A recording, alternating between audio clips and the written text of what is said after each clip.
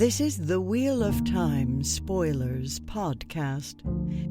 But yeah, this is the chapter in which, well, it's chapter 47, The Wandering Woman, with the symbol of the dice because Matt and luck. And this is the chapter in which the party reaches Abu Dar, and Matt meets Setalle Anan, the Wandering Woman. And we also get a little bit more about how his medallion works. So it's really a Matt chapter. This is a quintessential Matt. Yeah, no surprise that we get the dice for this chapter. And we are joined again by Megan, who's been on several other episodes, which I didn't bother to look up beforehand. But she's got a wonderful voice, and we're really happy to have you back. Yeah, we'd love having you back, because you have fun opinions. Yeah, and I'd like to dedicate this episode to my brother, Matt, who he's the one that got me into reading the books. And the past couple episodes that I was on, I sent them to him, and I was like, yo, this is like the episode I was on, like, you should listen, because I've been trying to get him to listen to this podcast, because he is, like, working on a reread, because he technically never finished the books, but specifically this chapter, because several times him and I, like, discussing them, like, we've talked about a moment in this chapter between Matt and the Aes Sedai, and maybe we'll just get to it as we go on, but it's a very Matt, comical you gotta moment. keep listening to get there. Yeah, Matt, Don't give it listen away. to the fucking episode. Hello, Matt. The one episode, he was like, I couldn't listen anymore. I couldn't stand, like, how you were talking. I was like, what? Oh. Bro. Brothers And, are the worst, are they not? Yeah, Matt. Well, Matt, this is a Matt chapter, I'm sorry I couldn't stay in the room the way your face was looking. He would say that. So anyways, Matt, if you've made it this far, keep listening, you little bitch. And moving on. That's a lovely way to start this. Dedicated So to Matt. Matt wanted a quiet ride to Abu Dar, and he got one, in a way. But traveling with 6 women, 4 of them Aes Sedai, he had plenty irritations.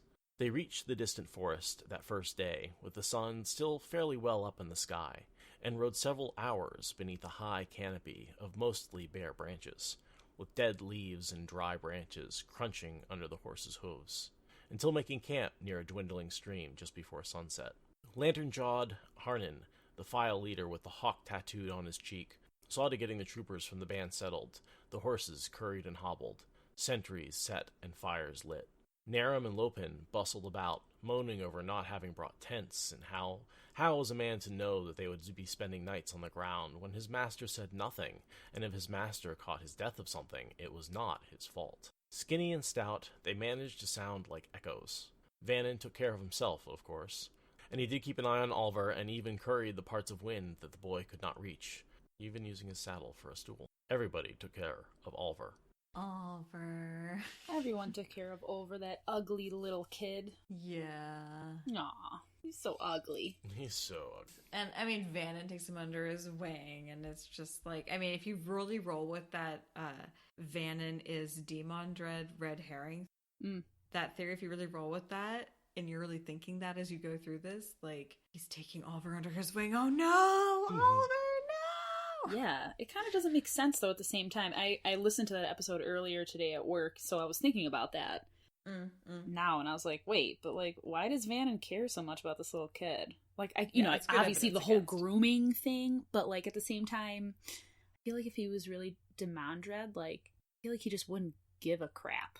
This whole chapter does kind of blow a giant hole in that theory.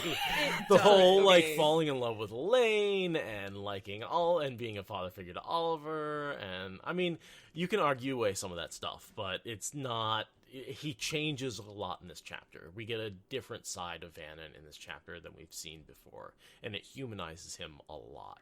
Agreed.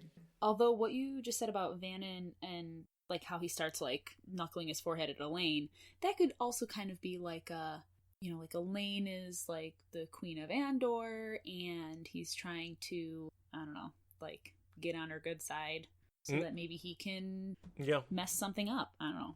There's that. Honestly, like I feel like with Elayne, It's just that she's a good leader. And I don't mean good like she's worth following. I mean she's effective at engendering people to follow her. I might say manipulating people to follow her, Exactly. but we'll get there. Like, I'm not saying she's good, like in a value way, just that she's effective at getting people to follow her. We'll get there when we get there, but I really think that that's what's going on with Vannon. Unless you're trying to read Demondred into him, in which case maybe he's just kissing up because long-range plans. Sure. Because I love this loony theory, and I'm going to keep it going no matter what. No, it's totally a disproved theory, but I like it under the red. It's not a theory. It's just fun. I like it under the red herring category. That like I can say like, yes, of course this was never intended to be true, but Jordan of course leaves some things unsaid. The 6 women Matt says he's traveling with for Aes Sedai are Vandene and Adelius, and Nynaeve and Elayne are the Aes Sedai, and then Brigitta and Avienda are the non-Aes Sedai. Right, but they're still very much aligned with the Aes Sedai. So the 6 women are all very much one unit to him. Definitely.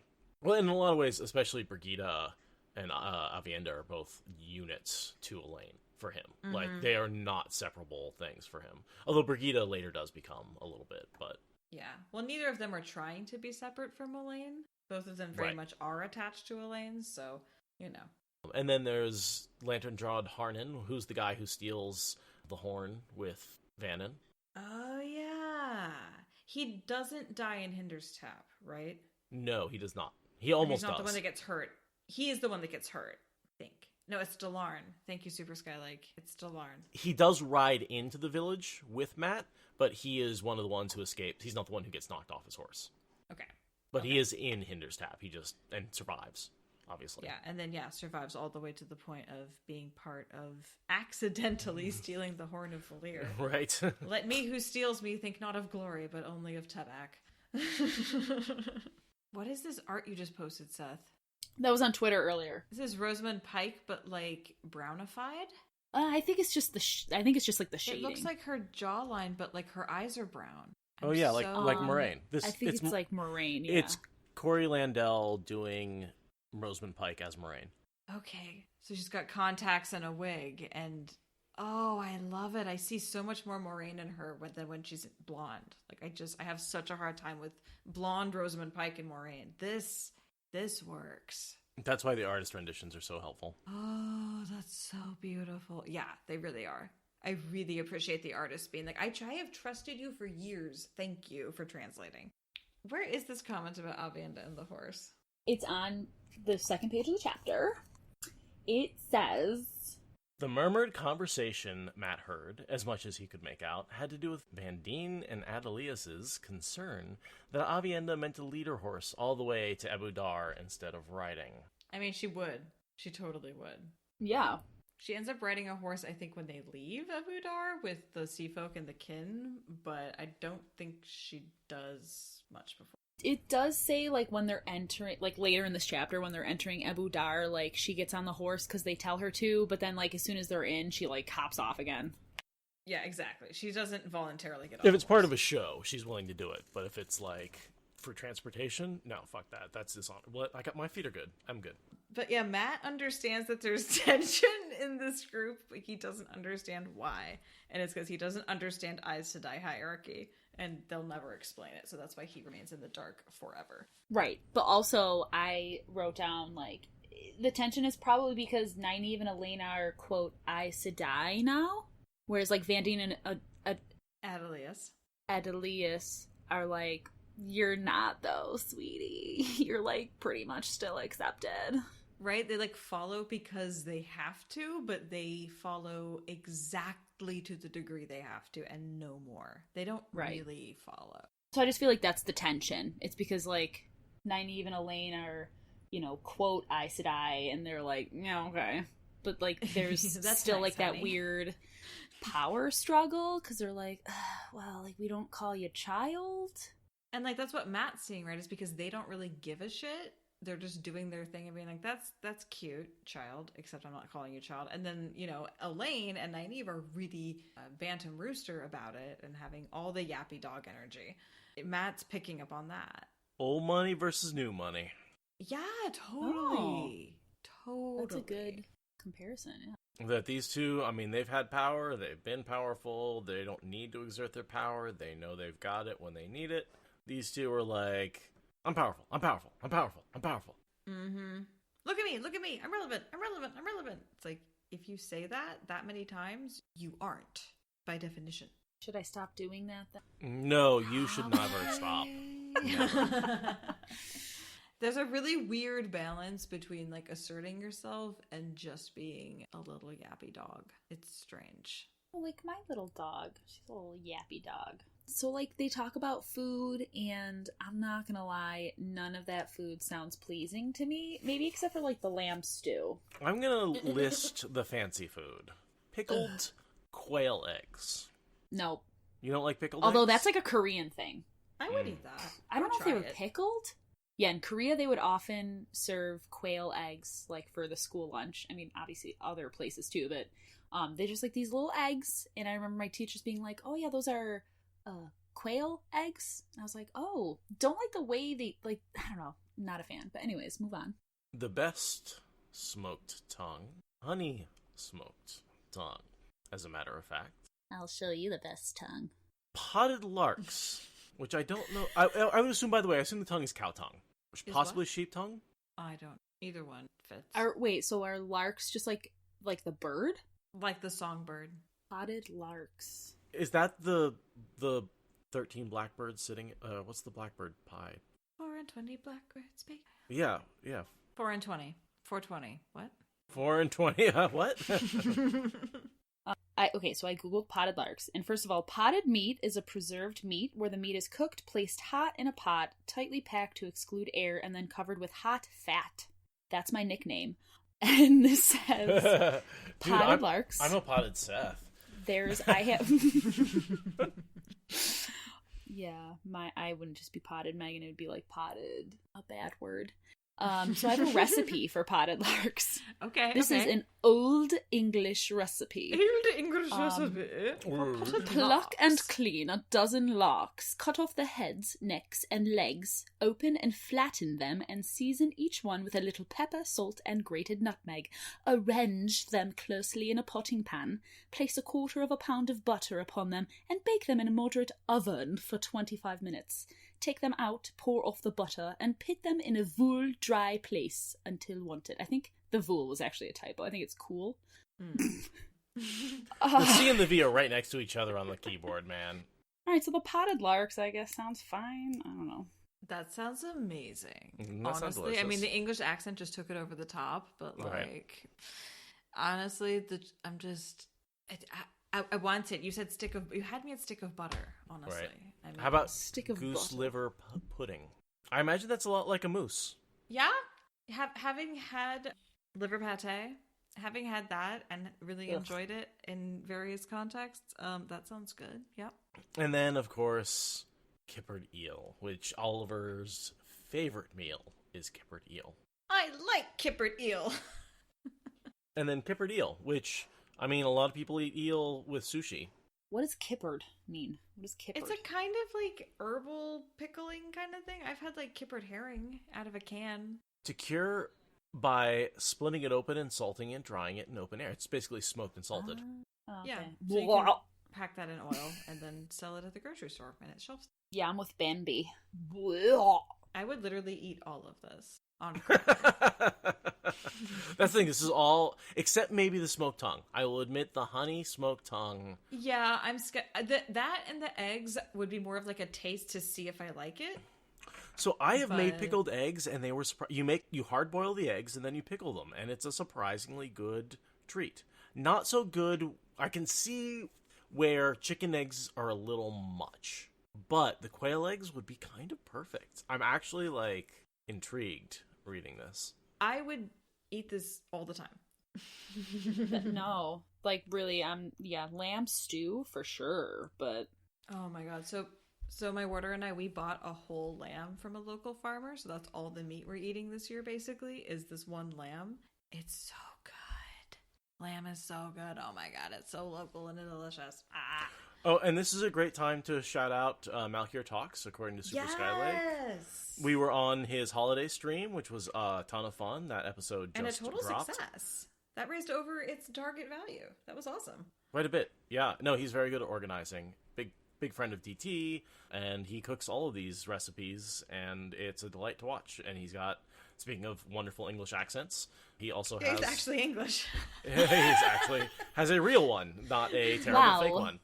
I mean, an I excellent don't know fake what you one. guys are trying to say, but it's okay, I guess. Yeah, major shout outs to MalkierTalks. That's a cool person, cool channel. And definitely make some potted larks, dude. Show us what it's all about. But, do we know he hasn't already, and we didn't just miss it? I definitely have not watched enough of his channel to be sort of that ascertained. Well, now he has the recipe, so. It's true. And it's in his native language, so he'll understand English? it. Old English. God damn. Okay. All right, so should we just skip to the part where Elayne is like, hey, Matt, you have that thing around your neck. I'm gonna need it, like, every night. I'll give it back to you, though. Don't worry. Yep, that's pretty much what I have next, is the total and utter entitlement of Elaine's entire approach to Matt and his people, starting with his medallion and moving right on down through his chain of hand. Megan, do you want to go ahead and read that? I feel like it would be better coming from you than from me. I was gonna say, I was like, yo, let me get this British accent back, because I feel like Elayne is just canon, like, that Elayne really, is Alexis like, Rose. Queen's English. Like, Alexis Rose. Okay, let me read it as Alexis Rose. yeah. Alexis Rose in English accent. You have a terangrial? Some hold that terangrial are rightfully the property of Aes Sedai, but I don't require you to surrender it. No one will take it from you. Such things need study, however. For that reason, I want you to give the terangrial to me each evening when we stop. I'll return it each morning before we start out. Ew, Matt. Ew! Ew, Matt. Ew, Matt. I'm sorry, Seth. No, You need to I watch generally it. read Elayne, like, as, you know, like, Queen's English, though, for sure. That might be more accurate. It's just someone told me that they saw Elaine as Alexis Rose, and I can't unsee it now. Yeah. No, so Elayne is, like, I mean, Elayne is just being Elayne. First of all, we all know that Elayne is, like, super gifted with terangrial to begin with, so obviously she's like, yo, I want to study that, but she's not gonna be like, hey, Matt, do you think I could borrow that, like, every night? Like, I just want to study it because, like, I'm an Aes Sedai. Whereas, actually, now I'm saying it, if she did approach him that way, he probably would have been more apt to let her borrow it. But Elayne being Elayne was like, well, Matt is gonna have to listen to me because I'm Aes Sedai, so And a princess. I'm just gonna take it. Yeah, like, I'm actually asking, which is super polite, so he's gonna, like, definitely help me out with this. And he's like, yeah, what the fuck? And she's like, you're so sweet. And it's just like, don't you know those are the rules? God. Yeah. I just like how Matt's like, yeah, the stone. I remember the stone. Do you remember something in the stone that gives you a right to make demands of me? I don't. I'm sorry I didn't respond after, like, one text, David.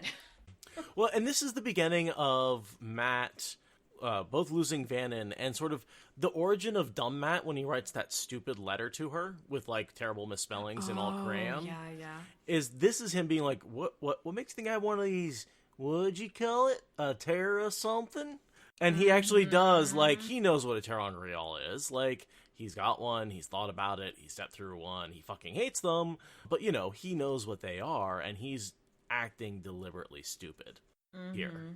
And just to piss her off. You just described Matt?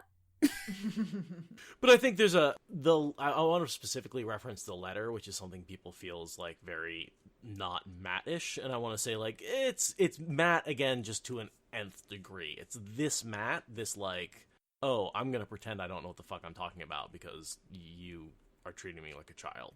Yeah, as the legend says, playing up his inner himbo. He's really just leaning into that and being like, you want to see me act like a fool? This is me acting a fool. Because it's funny and it lets me blow off steam and also rub your face in how fucking you are. Yeah. I was like, I don't think you should give him too much credit. I think it's just Matt, like, pushing buttons. Well, exactly. No, like, I mean, we can... being Matt. We can give all kinds of complicated reasons, but really it's just him being irritating. It's just Matt being Matt. Like, but he's leaning you want a what now? Right. A what? I never heard of that thing. Yeah. Oh, this thing around my neck? Oh, that's a permanently attached to my body. You can't have that. Yeah, he's delightfully sarcastic. And sometimes it looks more clever than he actually meant it. No, and then Elayne's just like, look over here, Matt. Your men have done very well. In general, I'm more than satisfied, but if you had planned ahead properly, they wouldn't have had to gorge themselves on foods that will, at the very least, keep them awake tonight. Still, on the whole, you've done well. I'm sure you'll think ahead in the future. And she's just like, bye. Bye, Matt. It's so true. It's so accurate. So, like, she's just, like, belittling him. She's like, you're doing a great job, but, like, you probably could do better. Well, and it's this blatant no, where he got to basically make fun of her, say, no, you're wrong, I'm not going to give you that, and she's getting her revenge. And not just revenge, but basically proving to him that she doesn't need his permission, and she can take the power away from him. Mm-hmm. Yeah, she's proving who's boss, who's got the upper hand. And this is where she brings out her, essentially, leadership skills to basically take leadership of his men away from him, which is, in a lot of ways, his most valuable possession. It's something that he can't buy with his money. It's something he's bought with his luck and his loyalty and his hard work. And the fact that she's sort of, especially, like, Vannon, who's, like, hates nobles, like, it's just, she's hitting him where it hurts. Because he doesn't acknowledge that it takes work to maintain leadership. But she doesn't acknowledge that he walked in there and saved her ass, and that she's now asking for help again. Like, there's this bone of contention between the two of them that they're not gonna let go. And instead of sitting down and talking it over and being reasonable, again, meme about the two different sizes of Wheel of Time, if we communicated versus not, they're basically both angry at each other and trying to prove that they can be the better one, but it's very childish and it's very anti-productive. And again, I think it's Jordan making a point about men and women not working together, causing all sorts of problems, and men and women working together, producing wonderfully entertaining podcasts. And I mean, in like, fairness, wow. this is one of the dynamics that kind of resolves before the last battle really gets going, and as the last battle goes on, Matt and Elayne end up being much better allies than they are currently, and you kind of get to see that transition. Like, this is what happens when the Queen of Andor and the general of the allied forces are working together, so to speak. And it's nice because they have a relationship that goes back to book 2 or 3, So Inara's saying it irritates her about Matt that he doesn't communicate what has happened to him about his memories, so no one knows to give him credit. Only his band does that. And my pushback would be, the band doesn't need a reason. They can just see how good he is.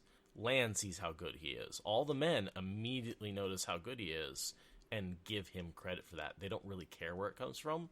The women are like, well, he didn't go to college, so he can't be good at that. And that's a very elitist, very, it makes me very angry that they're not giving him credit and being very disrespectful. It's very much I'm not going to call you doctor because you only got a PhD, not a medical. Yeah, it's totally that energy. It's kind of like Perrin and the Wolf. Like, he tries to explain, but everyone who follows him is like, dude, I literally could care less. Why you have yellow eyes? I literally was following you to explain it. You think it matters? It doesn't. It's kind of like that. Like, not to mention, he's Ta'Veren. He's like, I'm going through some weird shit. I'm Yeah, Ta'Veren. And it's hard to explain everything to everybody coming in and out of my life when I barely understand it myself. Like, he's still trying to figure out what's going on with these memories. Is it bad? Is it good? Is it going to fuck him up? Like, are they his memories? Are they not his memories? Are they going to change his personality? Like, yeah, would it be helpful to sit down and talk that over with somebody? Probably. yeah, and to quote Morgan, like, there is no therapy, and there really should be. Unless you go to Grendel.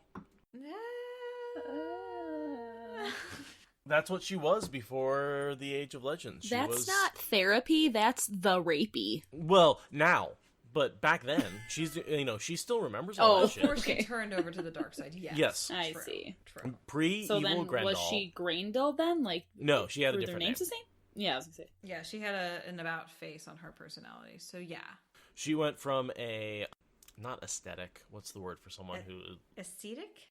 She went from a therapist to the rapist.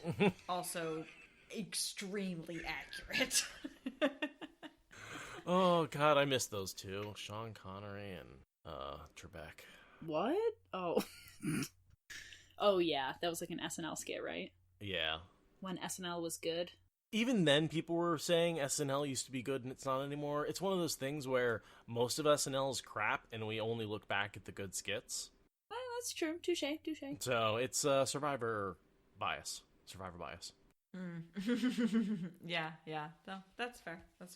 Art is way better when you can look back and pick out the good parts. Yeah, it's the right drunk, edit sober sort of thing. We did that. We did that in our life. better. Yeah. No, I'm never went to Disneyland, and now she has to quarantine for 2 weeks, and she's absolutely miserable. And I'm like, okay, in a year, you're gonna look back and think about all the wonderful times you had at Disneyland, and not gonna remember jack shit about the 2 weeks that you had to quarantine afterwards. Like, it's worth it. If it was worth it to you, then to go, then it's worth it to you to quarantine now. Make your choice. What is the Aiel phrase? Take what you want and pay for it. Yeah, I actually got to hug my mom and stepdad today because we are both living on property. We were able to isolate entirely, and it's been over 2 weeks since we've been like inside buildings or in annual contact with people. Nice. And they came by today. And we were actually able to hug other people, and it was just, oh God, the privilege that allows us to do that is insane, but it was so nice. Yeah, no, I mean, I still have to make occasional trips to the grocery store with a mask on. I still have to... We're starting to really run out of certain food ingredients and starting to have issues. Walking the dogs is the other real sort of exposure point. Like, I can't not pass within 6 feet of people. Right. Like, Yeah, I try not to, and I don't stay with them and within range long, and it's all outside and all that kind of stuff. But yeah, no, like we bought some cheese the other day from someone who was just driving through, right, and dropping off cheese. And like we came into contact, right? We sold a piece of exercise equipment today. Like came into arm's reach to exchange cash, but like it's outside. It takes all of 15 seconds. But man, living in a city, dude, I just... So then, the next thing I wanted to talk about was the fact that Elayne, because she gets the solid no from Matt on testing the Terangrial, she decides she can go ahead and test it wherever it is. It just happens to be on Matt, and so she begins testing the effects of weaves on Matt. So I have questions. Yeah. About this order of events, because there's a perspective switch later. Right, and I should say I really shouldn't have said that. Yeah, because like the way it's written here, it's as though Elayne and Nynaeve are messing with it. But we get a perspective switch later where Elayne is really mad that Adelius and Vandene won't take no for an answer, which implies but doesn't directly state outright that she was going to respect Matt's autonomy, personal boundaries. I should have, yes. I really, I completely forgot about that because I read this chapter, and the second you said, I went, oh shit, I got that totally wrong. Because absolutely. I completely forgot that later, what she's muttering about here is that she wants Vandene and Adelius to stop. Basically, when she gets to know, Vandene and Adelius decide to take things into their own hands.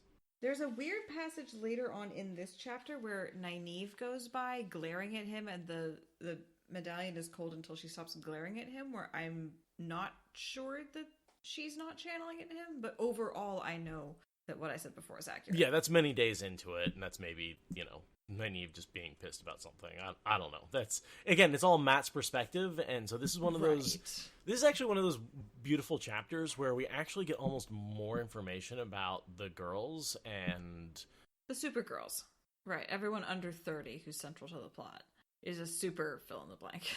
and normally I would include, I've been thinking about what I would call the Supergirls. I don't call Egwene one of the Supergirls. Really? Generally. Because she is so often separate from the rest of them, and so much more elevated. I mean, she was a Supergirl. Yeah. And then, like, she leaves and Avienda gets added to the party? Right. Because, like, Avienda becomes a Supergirl, but she wasn't. Like, the whole time with Rand, it's hard to see her that way. But once she joins this party... But this is the party I think of as the Supergirls. Really more than Egwene. Because Egwene is... Okay, I start adding that title in Dragon Reborn when they go to Tyr. That's where I start thinking of the Supergirls with the Black Aja hunters. Yeah, so they're all the Supergirls, like, in the earlier books. And yeah, that's before Avienda's even in the scene. So that's true. And Egwene's with them. Yeah. So it's just hard. I agree. Like, I think later when Egwene is, like, risen as Amyrlin, she's her own... Absolutely agree. like she's above. The Supergirls is a group that has changing members. It's basically a band. I guess from here on out, we should say, when I say Supergirls, I am no longer referring to Egwene. Okay, fair. You're now referring to the Supergirls as they exist at this point in the story. Exactly. Right, and like all of these middle books, I feel like the Supergirls are at least Nynaeve and Elaine because they're together for a very long time, right? Well, Nynaeve actually takes off pretty quickly. Once they rejoin Rand, once they leave Abu Dar. Yeah. By Winter's Heart, she's off cleansing the source, and she never comes back. She's with Rand for the rest of the series. Ooh. Yeah, so she does the whole thing getting to Saladar with Elayne, and then they do the whole Abu Dar thing. But once they leave Abu Dar, it's not much longer until she leaves to be with Rand. And then Elaine's on her own, doing her Queen of Andor thing, and the Supergirls are at that point completely disbanded and doing their own thing in their 4 respective corners. Right. Sad time when they're disbanded. Sad time. It is. Reunite the Supergirls. No more new music. Dude, I still want to reunite the Taviran boys. Like, they never get a fucking scene back together again. And this is, like we said, basically, we've already had our last Matt Rand scene until the final battle. And we're about to have our last Perrin Rand scene until the final battle. Yeah, that's just next book. Yep. Oof. Yeah, I'm okay. I'm with you, Lumen. Let the show fix that. More reuniting of the boys. Yeah. Let's have more proper reunification scenes. Like, let's have Rand pop through and, like, have scenes where he talks to Matt about battle strategy and Perrin about the Tivers. Yeah, totally.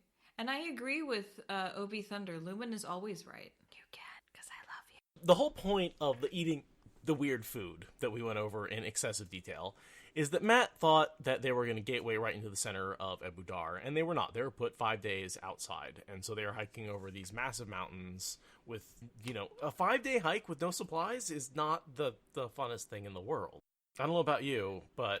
It's a practical thing to set out a few days. I mean, Matt was a dumbass. Yeah. He thought it would all be fun and games. But, also his band kind of failed him here. You think one of these... Honestly, yeah, you'd think Vannon or Harnan would have been like, "My lord, do we need to bring supplies? Because don't rely on Aes Sedai for anything, something. And... Yeah, well, they're never falling into that trap again. Yeah, it's a structural fail. The entire chain of command from the top on down just fell apart on that. And there was not a good distribution of resources because there was nobody beneath them. Respect. So do you want to go into any detail about how Elayne is undercutting Matt and stealing his thunder? Yeah, because this is what we were alluding to before, that this is Elayne being effective, if not necessarily entirely morally sound in her assertion of leadership, taking away power that Matt is not grasping. I think Matt's not really trying to hold on to it. This is something we also saw Moraine do with Rand. Which is... And Perrin. Oh, was it Perrin, not Rand? That might be who I'm thinking Perrin and Loyal with the fish. That's right. Yep, that's Perrin and Loyal. Perrin and Loyal with the fish. Same strategy. And she wasn't there, so this is just, I guess, a good leadership way of seizing control thing. Pedro Nile articulates that with his lion in the grass strategy. Same idea. You get people to obey you on little things, and then they obey you on big things. Marin Alvear and Abel Cawthon with their relationship advice in Shadow Rising. But it's also about doing the work, right? She knows about things that he hasn't had a chance to even find out about. She's watching, she's talking to people, she's keeping an eye out. It's not just about telling people to do things that they're already going to do. It's also about doing the work to be ahead of everybody else. Mm-hmm. And this is work that Matt doesn't want to do. Matt is still trying to shrink away from his responsibilities, and Elayne is like, fuck it, I'll do it myself. Also asserting dominance over Matt, but she's got the moral high ground because she knows what she's talking about. And so we've got Tad Kendall, who's got the boil on his bottom, and Lodwin Mendir, who has a bunch of brandy. They are both victims of the golem, is the next time they pop up. Really? Yep. Both of them? Both of them. Aww. So they are both mentioned here only, and then when they are killed by the golem only. Oh my god, Robert! So... That's awful! Uh-huh. That's what happens when you get a boil on your bottom, I guess. Cleanliness is next to not dying at the golem's hands, apparently. Yep. Ness.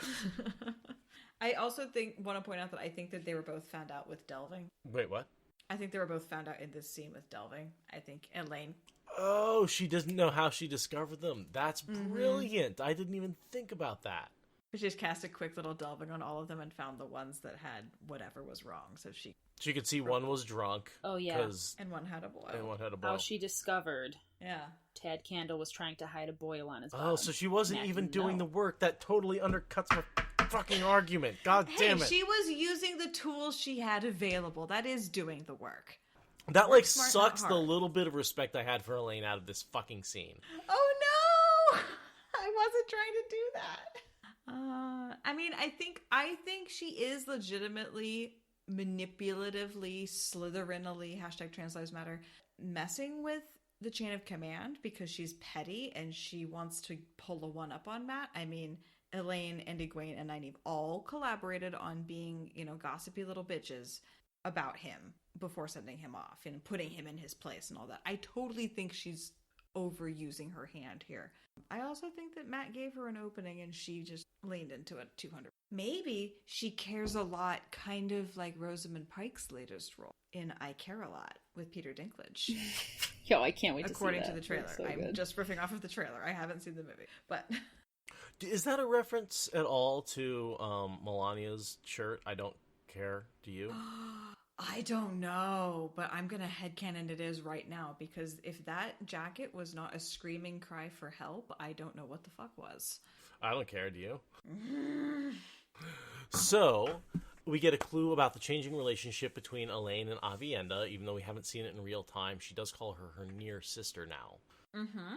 Which means the conversation went well, and obviously her throat's not slit. I mean, I guess we did see that conversation, but now they've gone into more detail off screen about exactly what their relationship is. And Matt's not seeing buried tension. They have truly had that conversation, not just on the surface. Right. He's like still thinking they're going to kill each other. Right, and it's like, but they're really disproving that theory every day. He's And then we get Brigitta, who he offers to shoot with the hunter for coin or for the fun of it. Is like, no, and then avoids him. And this is like his first real opportunity to see her as actual Brigitta of the legend. Like, you saw her in real life, man. Like, why does it take you so long to realize who she is? Context. It's so funny. And then like Julian and Tom are over there just like trying to hold a straight face, and only Tom is succeeding and Julian's just like choking. That whole scene. That whole scene. Fuck, that was so funny this time through. I hadn't realized before that they both knew that Brigitta is Brigitta, and Matt as the horn sounder was totally missing it. Mm-hmm. And Julian's like, I can't say anything, but I'm dying right now. I mean, Matt's also saying, like, who is this girl? Like, she calls herself Brigitta, and she's a hunter for the horn. Can she actually use that bow? And they're like, Yeah, she can. yeah. Probably better than you, better than anybody living. But that's none of my business. Kermit sips wine. Yeah, pretty much. Sip some punch. There's definitely wine in this one. And punch. Oh, and brandy. And brandy. Well, There's a lot of alcohol. Yeah, there's a in lot this of alcohol in this chapter. So is Nynaeve, like, avoiding Matt because she kicked him? Mm-hmm. Is that why? Yep. Yeah.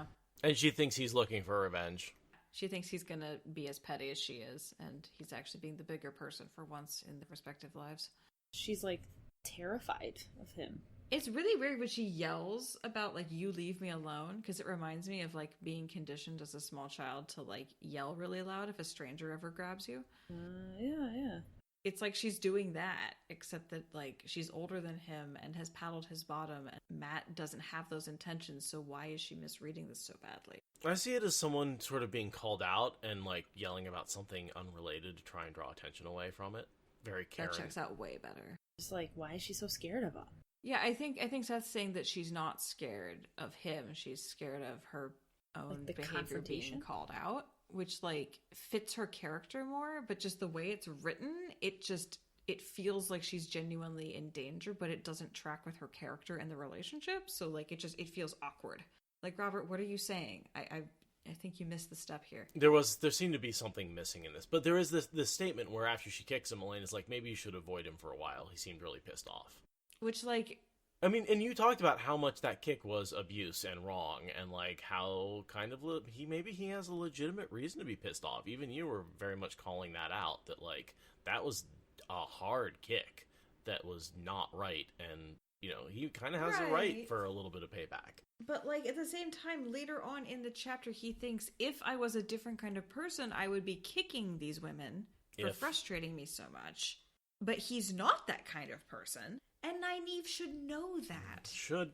And Egwene should know that, so, like, their little gossipy death spiral about how he's going to try to get his just desserts for her being violent is just awkward. I don't think it tracks with them across the rest of the series. Is it like, is she maybe also embarrassed because she's, quote, Aes Sedai now? She's got dignity to defend in a way she didn't before? Yeah, I just don't get it. I don't know. It's just like... I don't get pride. I feel like Nynaeve's very proud, and I don't get pride, so I accept that I might just be not connecting. I feel like Nynaeve, like, if Matt was like, I gotta talk to you, she'd be like, no you don't, bye! Like, basically what she does here. Like, she's, like, embarrassed that, like, she kicked him, and now she's, like, nervous about him getting back at her. Like, what?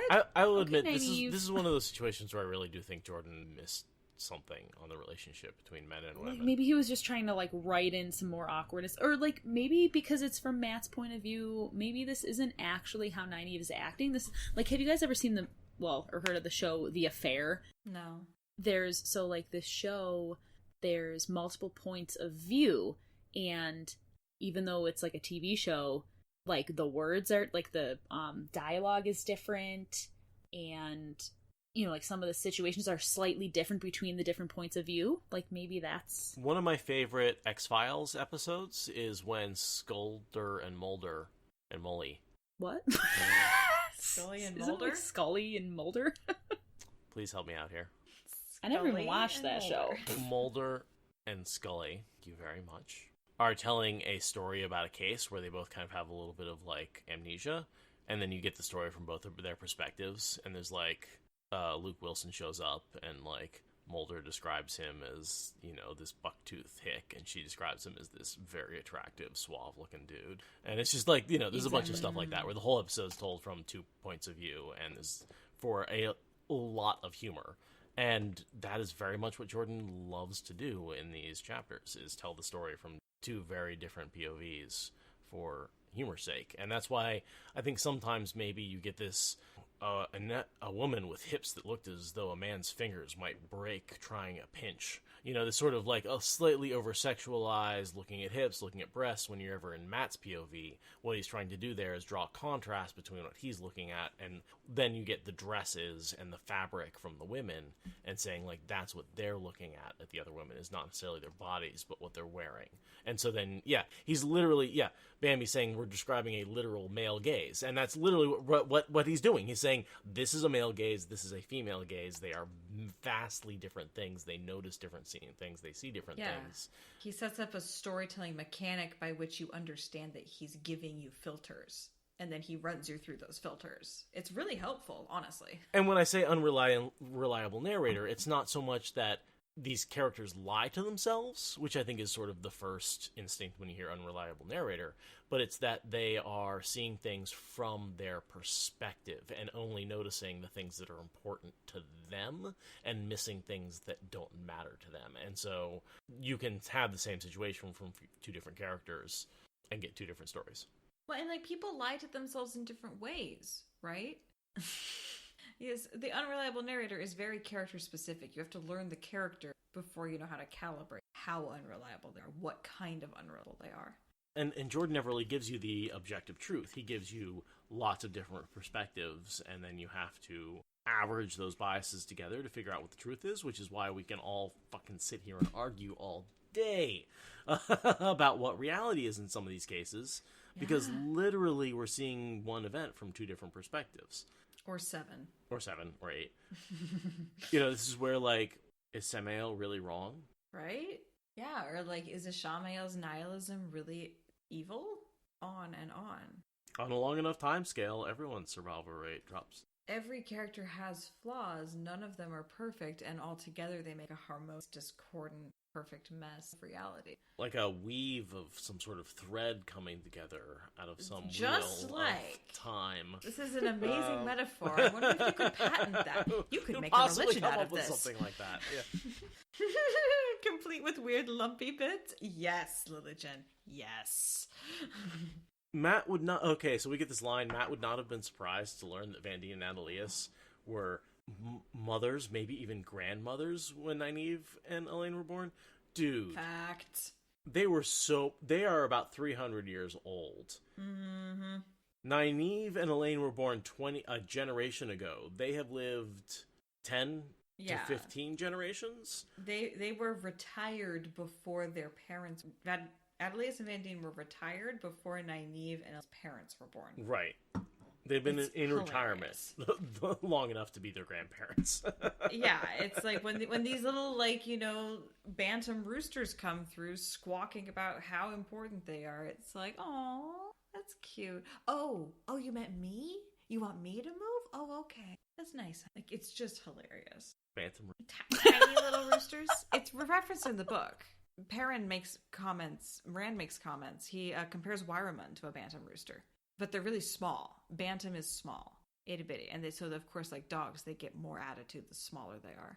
Like the hockey league, bantam. They're little kids. I am completely... This word is new to me. How's it spelled? Bantam? But seriously, Perrin references it, so it's a relevant in-world concept. I think Rand and Perrin both think of that about Wyramun. I think RJ, because Wyramun... I think there's like an island in Southeast Asia called Bantam that, like, for some reason that name got attached to small birds. I'm not really sure. After Bantam, former Dutch residency in Java from which the small domestic fowl were said to have first been imported. Ta-da! The Indonesian Bantam, also Banten, has a name of unknown origin, probably from... That is one of those weird words that actually doesn't have much of it, like, we don't have it back to a Latin or a Greek or anything like that. That's cool. I forgot that. Indigenous Indonesian word. Man, English just loves to fuck other languages, doesn't it? Just get their DNA all over it. Yeah, let me just, like, beat you up and take all the spare adjectives in your pockets. It's called imperialism. Hello. Mm-hmm. Oh, it's such nice resources you have. Would be a shame if nobody used it. Don't mind if I do. So I want to go into the description of Ebu Dar. Ooh, it's so pretty. Men fought duels over women in Ebu Dar, and women over men. And in both cases, the prize, that was the word used, agreed to go with the winner. Men gave the women a knife when they married, asking her to use it to kill him if he displeased her. And a woman killing a man was considered justified unless it was proven differently. In Ebu Dar, men walked small around women and forced to smile at what they would kill another man for. Okay, that's not so pretty. That's not...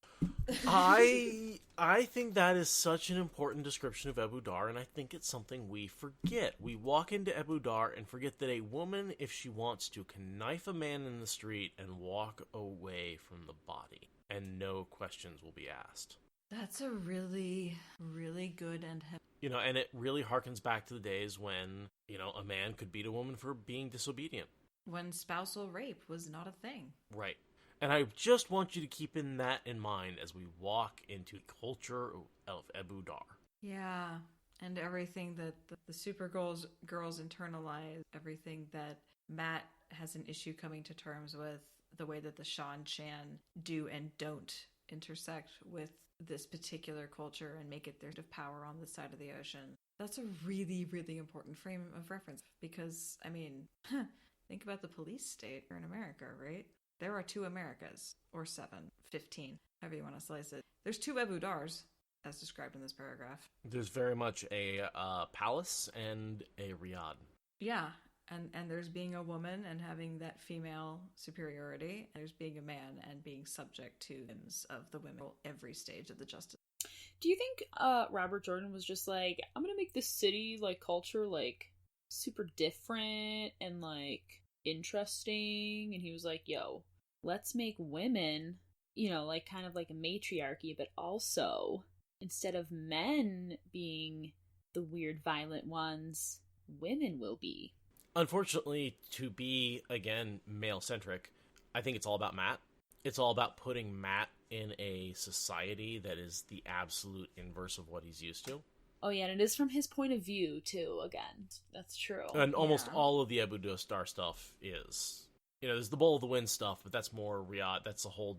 That doesn't really deal with the male-female dynamic that deals more with the upper class, lower class dynamic. Yeah, the kin are so anti-men that we don't really see a lot of men in those female-centric chapters. Yeah. It's a very violent culture overall. All of them are really happy to pull out knives. So there's that baseline, right? And also, don't forget that, yes, they are willing to kill each other. Death, this is a time when lives are cheap. Death comes frequently. But they also have this, magical healing group that can pretty much, you can get stabbed pretty deep, and as long as you get to them within a day or two, and survive, they can pretty much heal you up like new, and then you can have another fight. Right. Seth, you just got stabbed. Like, you're fine. You just got slapped. But did you die? Nope. Yeah, it's not a healthy culture to be modeling like a lot of moral lessons after, I think that like any lessons that we gain from examining this should be tempered by the fact that it's all way too violent. Absolutely, yeah. No, and like that's the good, Abu Dar is a fucked up culture, but it's a culture. And we have to take the actions of the characters in context of the culture that they're in. Also, is this kind of setting us up for the very uncomfortable Matt and Tylen dynamic? Yes. So much. That's what I'm that's a lot of what I'm trying to prep us for, because I think that's going to be a hard conversation and I want to do it in context, and it's coming up fast. Yeah. I probably won't be on one of those episodes, so have fun. Yeah, no, I think it's worth noting where we can prepare ourselves for that chapter it's a coming, and it's rough, and there's a lot of angles that we have to discuss without being too attached to making sure that any given one of them is right. And that starts here with them walking in all these assumptions. There are things that, there are takes on it that I don't think people are necessarily going to like. That I'm like, I'm not saying this is what's happening, I'm just saying from an unreliable narrator perspective, this could be happening. Right. And well, you're going to have argument about that kind of thing no matter what. That's a fact. And it's not an excuse, but I think like with the whole boob thing that Arady and I went through, like, again, it's not an excuse. I didn't hear that episode, so I don't. Yeah, you were exempt. It's not an excuse, but we have to remember that Robert Jordan wrote these books back in the 90s, early 2000s. That was before the big mainstream conversation on what is okay and not okay. Again, not an excuse, but I mean, just like if you read Shakespeare, like it was written in a much different time. Yeah. Just got to keep that in mind. Like, I'm sure Robert Jordan didn't, like, he intended it to be comical. Like, what? Like that, that can't be a bad thing because look at the situation. Like, yeah. We know now because we as a society have evolved, right? We know that's not okay to happen. But in the context that it was written, again, not an excuse, but in the context that it was written, the intentions were different. So have fun with those episodes. Yeah. Oh, it's also what you the need to episodes copy I'm and about paste that as the feedback. I just might. You never know. I might just take that out of this episode. Copy and paste that as like a disclaimer. Totally. Yeah, I brought these issues up with several people and just on a one-on-one basis in places where I trust, and I made the arguments, and most people, I think I've got a pretty good grip on how to make the argument in a way that's not going to piss anybody off. Shut up, Arady. Shut the fuck up. We will get there when we get there. Like, I see, so after that description, I know, like, Matt and Julian are talking about, like, Nynaeve and Elayne seem, like, real upset with Vandene and Adelius, and, like, the way they're acting together is, I don't know the word, interesting. Like, when Julian is like, Vandene said, well, if you really want to, child, of course we will. So, like, of course, Nynaeve and Elayne are like, child? Fucking call me? And this is really before they sit down and they assert themselves. They do the wise one thing and say, yes, not only are we more powerful than you, but we are taking the authority that comes with being more powerful. That happens after they get the sea folk involved and shit's hitting the fan a little bit more. They under pressure. That's when they assert them. Yeah, and then they're like talking about how, like, women are different. Okay. Yeah, okay. They're like talking shit about Ew. Aes Sedai, blah blah blah. Ew, Matt. Then they're like, oh, Brigitta is a warder? Yeah, and commoners and nobles are so different. My God. Yeah, there's definitely some reinforcement. This is a bunch of locker room talk. Yeah. Yeah. Bunch of soldiers Sitting Yeah, around, bunch of being gossip. like, yeah, bunch of Of gossip. stereotype reinforcing. drinking. They're like, well, that woman's a warder? Aren't warders all men?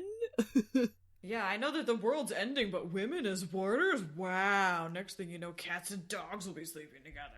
I mean, I gotta give him a little credit on that. The women as warder things even surprises the Aes Sedai. I mean, fair. It's just the baked-in patriarchy is frustrating. Yeah, I mean, Matt straight up was like, oh, I suppose she'll do well enough as long as she really can shoot that bow. You want to see, Matt? It's like the whole, like, you have to be better than all the mediocre white men in order to even begin to qualify to be in the competition.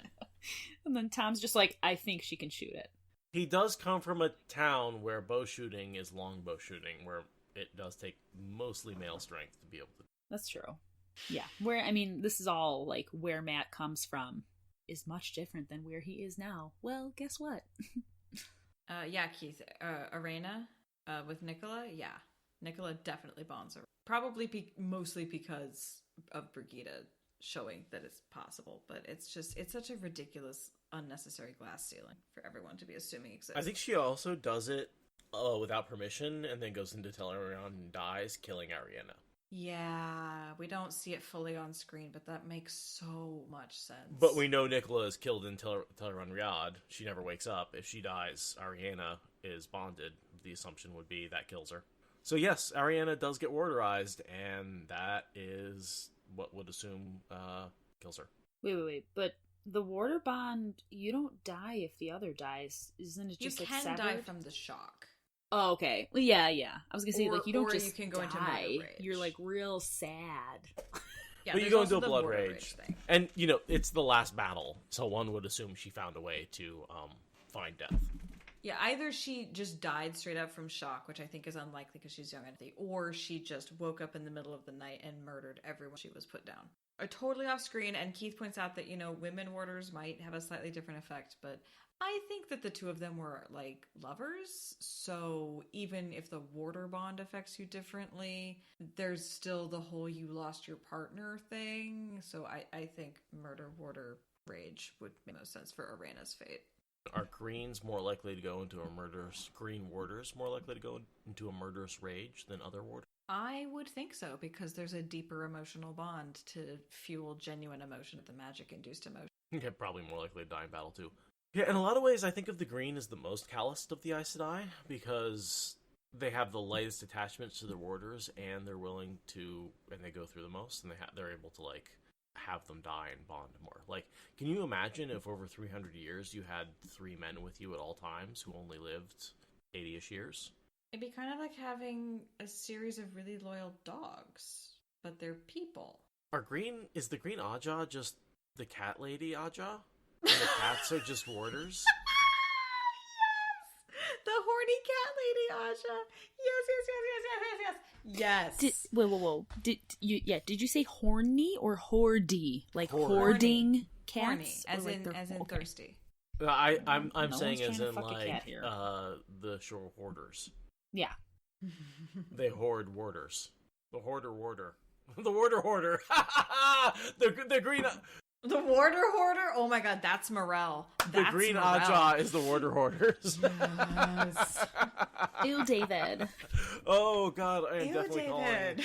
the green Aja the warder hoarders from now on. That's disgusting. This is amazing. So much Hashtag not headcanon. agreeing. Speaking of disgusting, I just really want to talk about the most important part of this chapter, which is the part that I especially want to dedicate to my brother, Matt. And it's the part that we always talked about when Matt is talking about the Aes Sedai testing the Foxhead Medallion.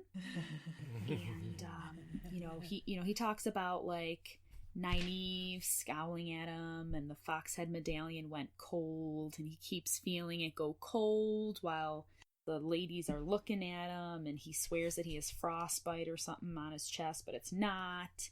And he was starting to feel smug, right? Because nothing was happening until the 4th afternoon, when he was walking from stabling his horse, and he felt something soft hit him squarely between the shoulders. And he turned around and realized that Adelius had used the one power to throw horse shit at him. Yep. So, like, my brother would always be like, yo, I like that part when, they're trying to, like, test, like, the Foxhead medallion and see, like, test it with the one power and see if they can do stuff to him, and they can't. So finally she just, like, throws horse shit at him and, like, scribbles down in her notebook, like, I know that was out of pure frustration. Right. Well, there's also a part, and I don't know if it's, like, around this time, I swear it's in later books, when some Aes Sedai throws a chair at him for, like, the same reason. They're like, they can't use the power on him, so she, like, throws a stool at him or something. Please tell me that's a thing. I think it's not at him. It's like Jolene or something. There's some other instance where I think no, it's Hanlon has the medallion. And so the Aes Sedai fighting him have to improvise, and they figure out that they can throw furniture at him. And it's important that they've actually figured this out and experimented with Matt before. Right, with horse shit, which is safe, yeah. so to speak. Yeah, she wasn't trying to hurt him. She was just trying to... frustrated with him. That's all. Frustrated. And yeah. Then after days and days and days of trying everything she can, she finally was like, fine, take this shit.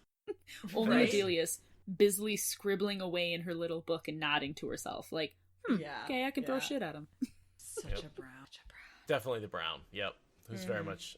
I'm just going to stick my head in this book and study, not pretending that I wasn't frustrated and acted with an emotional outburst, and that's what actually led to the experiment. I never thought of it as being a frustration expression, and I love that it is. Absolutely it is. It checks out so much that it's like, well, what if I just was frustrated? Oh, that works.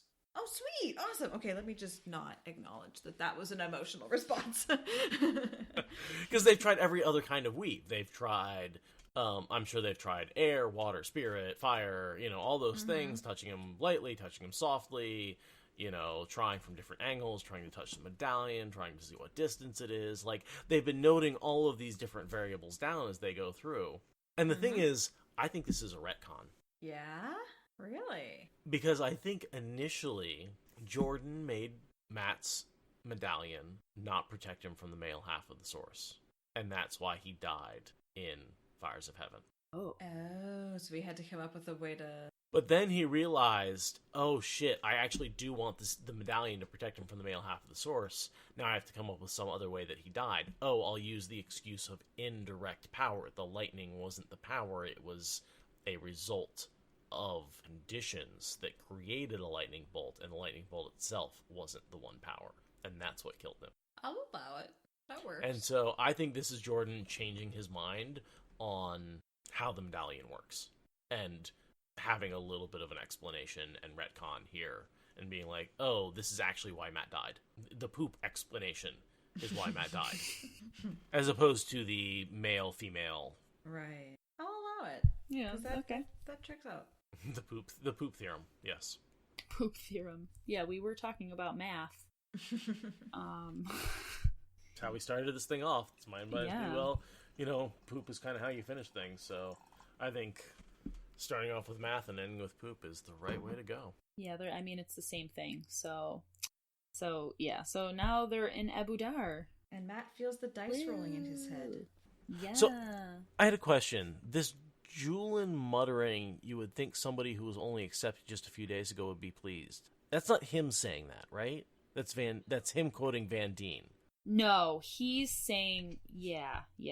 Okay. Yeah, the wording on that was a little weird because it was a quote of a quote of a quote. Yeah, the quotes start before Van Deen said. So he's like, Van Deen said, well, if you really want to, child, of course we will. Julian muttered into his ale, recounting one incident. Yeah. Okay. So yeah, again, this sort of like Van Deen and Adelius are putting them down, even though technically because of power levels and the way the White Tower works, they should be kowtowing to them, especially since they were sent out at the direction of the Aes Sedai as in Camelin, where Varen and that whole company is coming together, and she's sort of taking over leadership, we're seeing how leadership is supposed to work among Aes Sedai. And here, what we're seeing is Vandene and Adelius are not following that because they just don't really respect these two as sort of the halfway raised Aes Sedai, and until they assert themselves, they don't get the power that's deserved to them. But we sort of see, like, yes, it's Aes Sedai are all about, like, where you should be on the ladder, but it's also about asserting yourself. And if you don't assert yourself in the position, the next person will take over. Right. I mean, I agree with that. It's definitely because, you know, they haven't taken the 3 oaths. Like, this child Amyrlin has, quote, raised them into Aes Sedai, so they're like, sure, Jan. Mm-hmm. And then when they're finally like, all right, listen, sit down, shut up, they're like, okay. Okay. Well, you're stronger anyways. Okay. I like Keith's take here that audio and visual always seemed very Katswani. Audio and visual? Sorry, A and B. At least, audio and visual.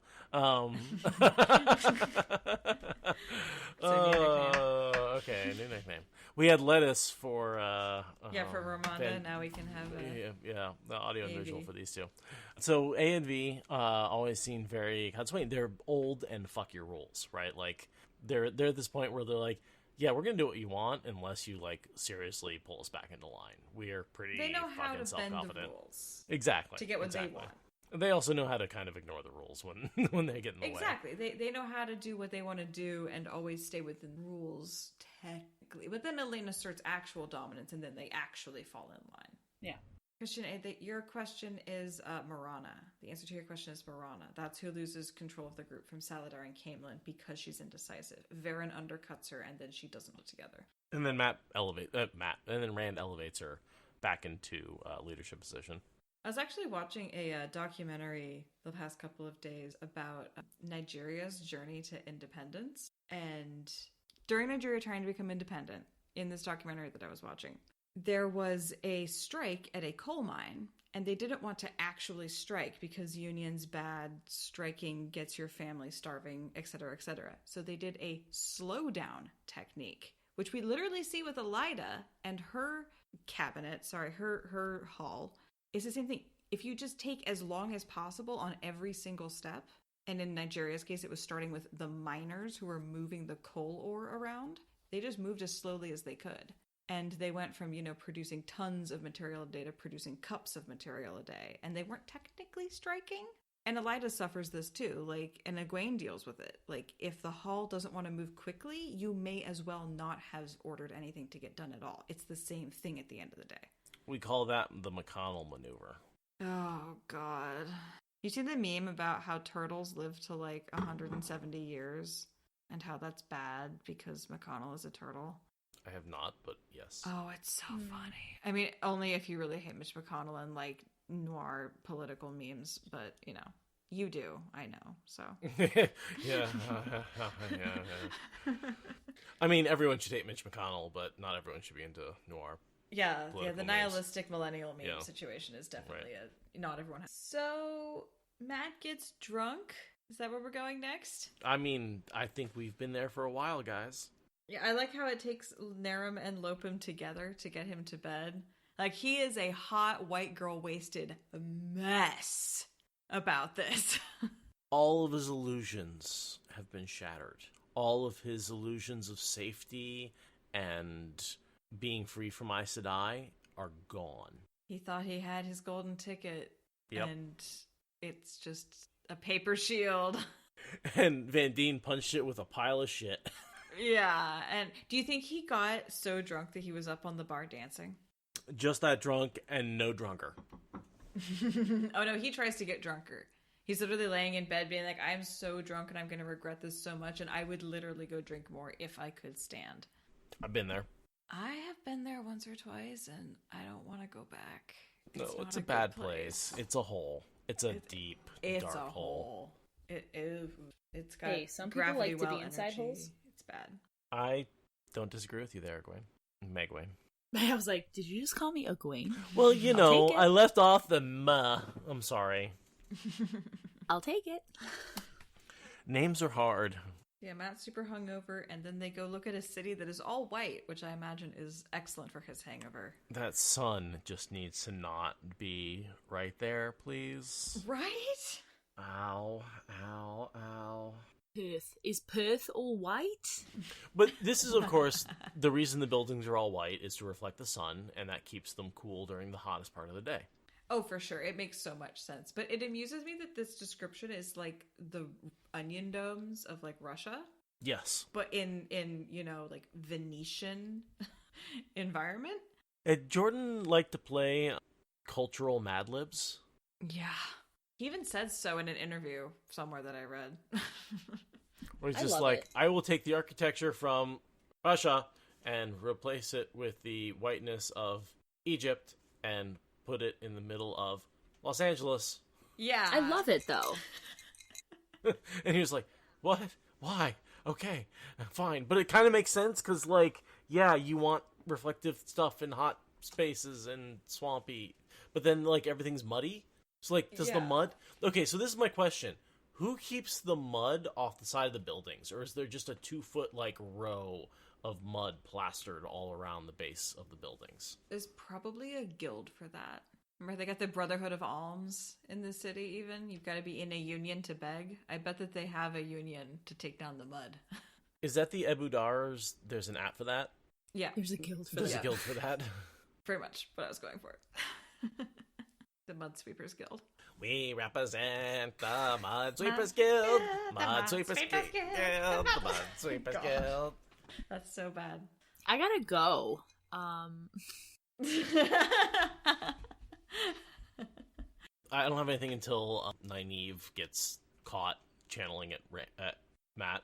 I'm assuming it's probably the only time she does it, when no one else is around. Because the rest of the time, everyone's standing around in a group, and Nynaeve and Vandine and Annalise are channeling at Matt. And they're all, like, making notes together. But this time, she's sort of, like, off on her own and pissed off, and is like, I'm just gonna try it.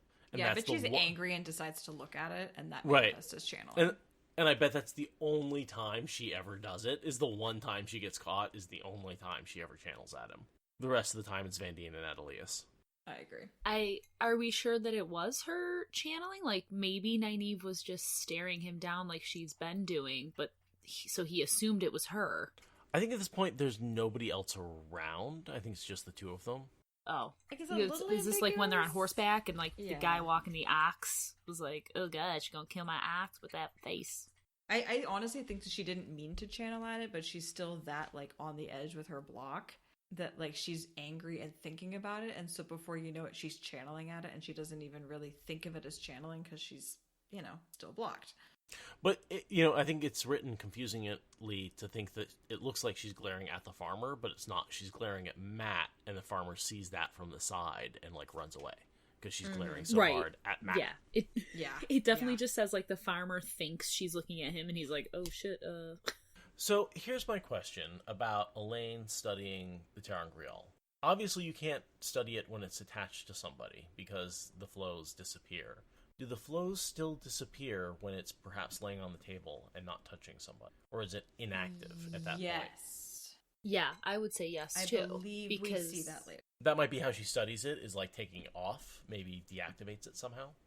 But although I know it still seems to react with the golem, even though it's on the end of a chain, right? It still seems to negate the golem, if the golem is made of magic. That's always been my headcanon, by the way, is the golem is made of magic, so that, because the made of Sidene, whatever, and so the medallion, when it contacts, negates magic, and the golem is pure magic, and that's why it needs blood, is that it needs the little bit of magic in the blood. Best guess. That makes sense. Yeah, I'm pretty sure that we see a scene of her channeling at it and being like, yep, the power still doesn't hit it. And like that's something to do when she's like making the copies versus the original. I feel like we see it. Right. And there's some of the copies keep her from using the power when she's holding them. Some of them don't. Yeah, but then some of the copies, like the only person they don't work for is a channeler, and for Matt's purpose, the exact same. And it's great.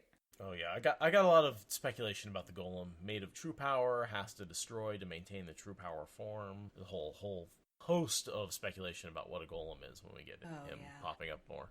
That thing is so... Because he's heading to Ebu Dar. Yeah, he's on his way. He has not made contact with the cast yet, but he is on. We've seen Harrenfel's last scene, but he has not died yet. And that's not in Camelin, that's in Kyrian. Yes, at the school. Got Elaine staring as if icicles are hanging from her nose in an environment where ice is hilarious. Any comments about, this is the first mention of brandy being made from plums. So that's a new alcohol for him, is brandy. Really? I thought there was brandy in the Two Rivers. Well, maybe plum brandy is new for him. Oh, fair. I do remember that Luz Theron has memories of climbing plum trees, and Rand is like, fuck you, there's no plums in the Two Rivers, you asshole. Right, so that makes sense that maybe this is the first time Matt has had plum wine. Yeah, that would check out. Well, is it plum wine or plum brandy? Well, that's a good point. It is, well, plum brandy is made from plum wine, right? Yes, brandy is a distillate of wine. Oh, shit, I don't know. Today I learned. That just makes me think of this, like, I had this, like, vanilla cognac that was good. That makes me think of that. Whiskey is distilled beer. Brandy is distilled Ew. wine. Vodka is distilled potato juice. Potatoes. Or, Yep. corn. If it's the good stuff, it's from or potatoes. even rice. And tequila is distilled cactus juice. Agave. Yeah. Mm-hmm. And sake is rice wine. Gin is made from vodka. With juniper. Yeah, juniper. Like, everything else is derived from those liquors. Those are the only actual unique liquors. Everything else is derivative of those. Okay, Christian 8, vodka can be from distilled grain, but that's the nasty stuff, and it's better from potatoes. Vodka is essentially, you distill it down to just the pure alcohol. You pull out everything but the alcohols, and then you dilute it back down with distilled water. It's weird stuff. That's why it's disgusting. It doesn't matter what it's made from. It's literally it's almost you're pulling a pure chemical out, and you're not leaving any of the flavor back in. That's why it's disgusting. That is why it's disgusting. And that's why you should buy Everclear instead of vodka, because it's just less diluted vodka. I mean, great. Satanist is right there with me. Grain alcohol is better than potato vodka. Absolutely. The thing is, you have to thin it out. Absolutely. I'm not saying take shots of it. Good. You have to dilute it. You absolutely have to. But like, I love vodka martinis. Like, I just... Grain alcohol martinis, not such a great thing. Fuck you, Satanist. No. As he said, don't. He said no. Yeah, this conversation's, like, making me ill. I don't normally drink what I'm drinking, but all I'm drinking is Crown mixed with water with some ice in it, and that's not usually how I drink alcohol, so it's just like, it's hitting me, guys. It's hitting me. I mean, this is the chapter. Matt's just like, fuck it, I'm getting wasted. Like, Matt gets so trashed. My protection is gone. I am fucked. Let's not mention the fact that he already died because he didn't have that protection. We'll gloss over that. That already happened. He already paid the consequences, but now he's realizing what the consequences could be. Drunk elephants. African fruit? Oh, I am not familiar in that case. That is actually a thing I'm not aware of. Yeah. Elephants in Africa will knock over trees with large fruit. I don't know what the member of the fruit is, but they will crush the fruit, let it ferment in the sun for a couple of weeks, come back and drink the juice to get drunk. Why is it that everyone smart in this entire freaking world is like, brain poison? I want that. Life is pain, Your Highness. Anyone who tells you otherwise is selling you something. Oh, it's true. Dolphins, humans, elephants, birds.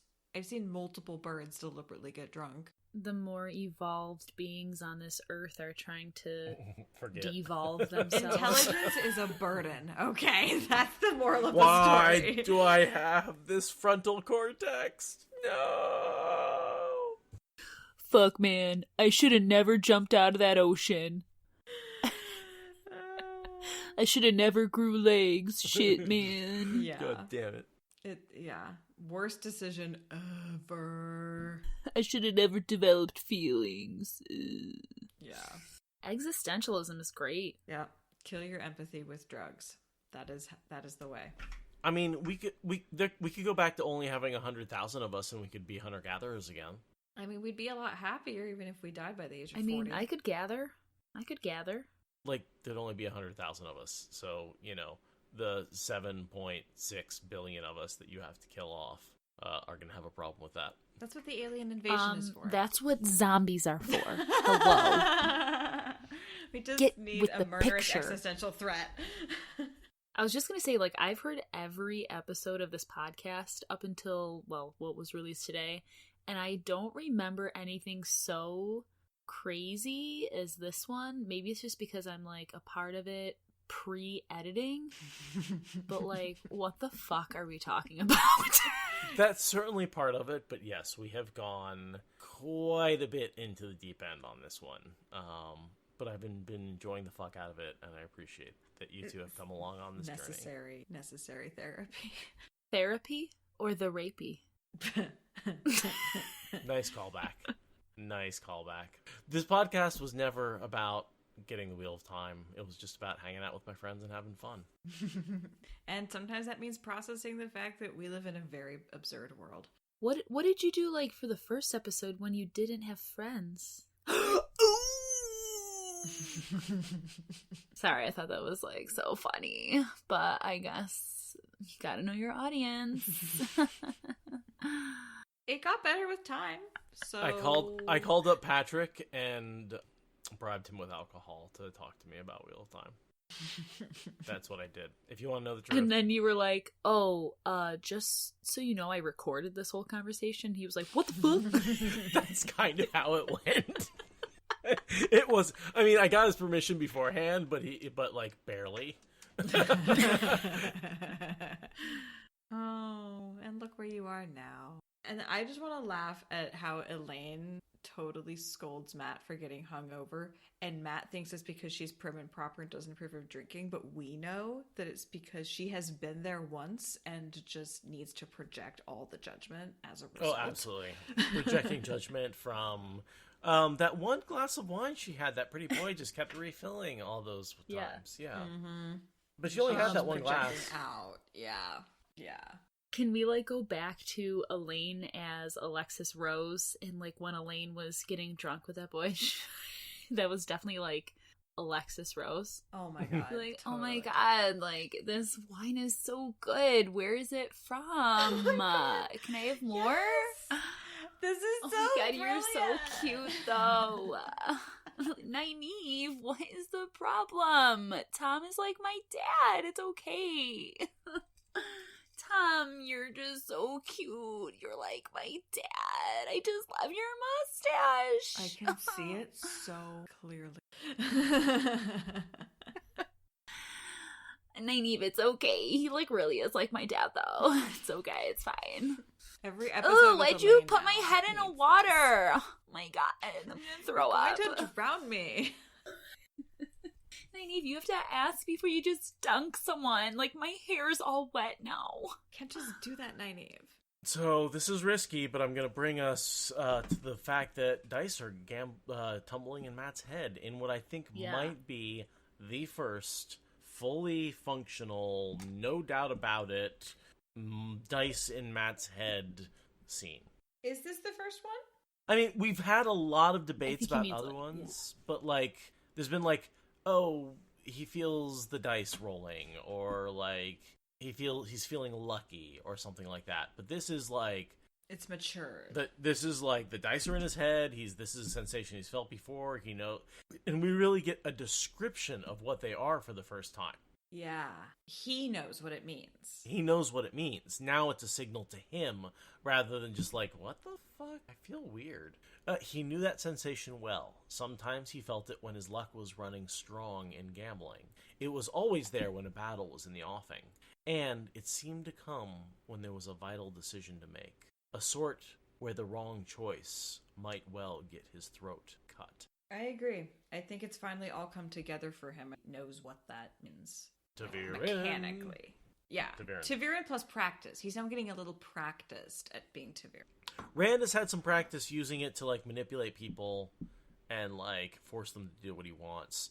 Perrin is starting to figure out how to unite people using his Taviranness. That's going to come in handy with Dumai's Wells. Mm-hmm. This is where Matt is really sort of tuning into his quote-unquote luck. So, what do we think the dice are honing in on here. I was thinking about this, like, I don't remember the subsequent chapters much, but from what I remember, I mean, could he be choosing this inn to stay at because of the whole Thailand thing? And, like, you know, maybe it would have happened much earlier if he hadn't, you know, if the dice hadn't led him to this inn. Or do you think it's just, like, general safety in Abu Dhar? I think it's about bringing Setalle Anan into the party. That is, I thought about that too, like bringing her into the story. I disagree entirely. Okay. Because that happens because he points at random. That's a later thing. Okay. The dice are about 2 on. So you think this is like setting it up real early? Almost every time the dice are rolling in his head and nothing happens, it's because he is on a significant step towards meeting 2 on from here on out. The dice are rolling in his head, and they come to a stop when he says, I feel like I've come home. And I feel like that's him waiting for... I mean, it is a little bit about Mistress Anan. Okay.